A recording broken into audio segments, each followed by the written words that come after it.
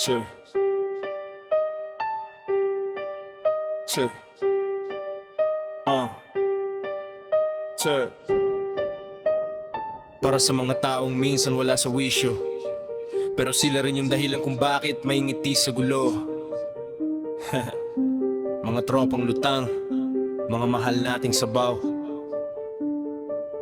Listen, may mga taong kakaiba kung gumalaw, parang signal ng radyo na laging sablay ang dalaw. Kakusap mo ng diretso pero paikot ng sagot, parang naglalakad sa ulap habang tayo'y nasa lupot. Tinatanong mo kung kumain ka na ba ngayong umaga, sasagot bigla, alam mo ba malayo ang Andromeda. Mapapakamot ulo ka na lang sa kanilang banat, di mo malaman kung seryoso o sadyang sabog ang ulirat. Sa pamilya meron, sa tropahan ay marami, lalo na sa relasyon na laging may katabi. Minsan seryoso ka't gusto mo lang magkwento, pero sagot nila parang naligaw sa ibang planeta at mundo. Kala mo pulido bawat kilos na ginagawa, pagtingin mo sa resulta mas lalong nagulo pala.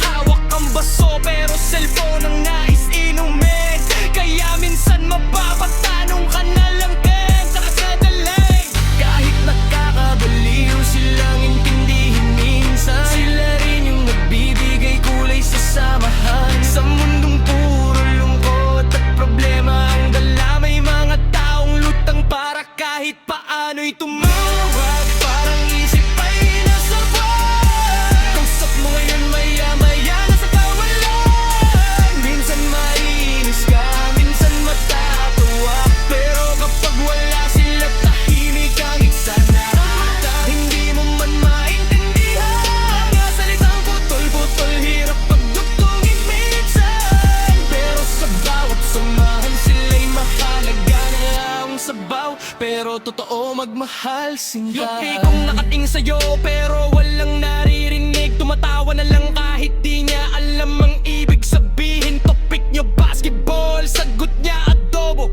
mapapasabi ka na lang pre, nasan ka ba bro? May mga tango na kala mo'y naiintindihan, pero sa totoo naliligaw lang sa usapan. Tinuro mo kaliwa, doon siya sa kanan, kaya minsan ang hirap nilang sabayan. May kaibigan na akong sobrang lutang kung magmahal, nag-away na sila pero good morning pa rin ang chat. Yung isa namang tropa sobrang sabaw, kumilos magsusot ng tsinelas pero dalawang kaliwa ang suot. Nakakainis, oo minsan totoo naman, pero sila rin dahilan bakit masaya ang tambayan. Kahit ba trip ka na sa dami ng problema, pag may lutang na banat mapapangiti ka. Hindi man perpekto kanilang pag-iisip, di man laging tama bawat kilos at tinig, pero aminin natin sa mundong napakalamig, sila'y apoy na munting nagbibigay init. Hindi kailangan maging matalino palagi para lang masabing may halaga sa tabi. Minsan ang pagiging sabaw at kakaiba, siya ring dahilan bakit buo ang samahan nila. May mga taong tila wala sa realidad, pero puso nila'y tunay at hindi nagpapanggap. Kahit hirap ito, nagbawat salitang nilalapit, ramdam doong totoo at tawat paglingap. Kapag malungkot ang paligid at mabigat ang dala, sila yung biglang sisingit ng walang kwentang banat pa. At kahit corny o malayo sa usapan, bigla na lang mawawala bigat ng nararamdaman. Kaya kung may kasama kang lutang